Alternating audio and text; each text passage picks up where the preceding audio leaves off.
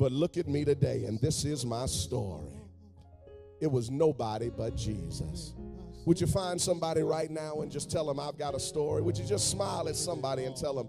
Last week I was talking with somebody in my office today, and I started telling them about some of the stories in my life.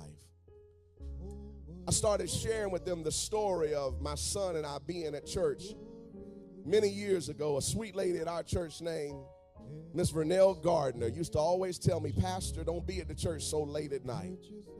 Good things don't happen at night. But my son and I were at the church late at night that night.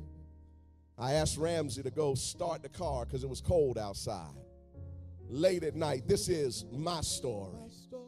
I asked my only son to go out and start my car for me. My only son went out to start the car. And my son said, Daddy, I'm not going to start the car. He said, I'm not going out there. I was angry with my son. I wanted to light him up, but I was in the church. Amen. And so I walked around and I turned the car on myself and warmed the car up and then went back inside the church to turn on the alarm. About 8 or 10 minutes later, my son and I walked out of the church. We got to the corner where I parked, and my son said, Daddy, where is the car? I said, what you mean, where is the car? He said, Daddy, wasn't the car parked right here?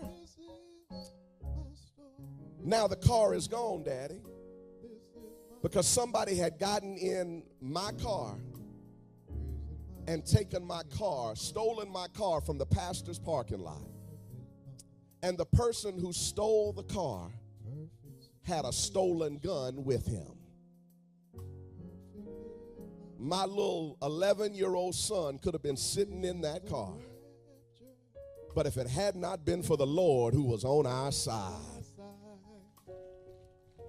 I told my story just this week to another brother in my office. I don't know why God did this, but I told him my son and I went to the national championship basketball game in Atlanta several years ago. He was about 12 or 13. We went to the game and had a great game. And then after the game was over, Ramsey said, Daddy, let's spend the night in Atlanta. I said, no, boy, you got to go to school in the morning. We're going to drive back. He said, Dad, it's after 11 o'clock. We won't get home till 3 o'clock. Why you want to drive tonight? I said, boy, what did I say? We going home tonight. So my son and I got in the car. When we got to Troup County, a deer shot out in front of us. Wrecked the entire car. My son hit his face and was bleeding. But God was still on our side.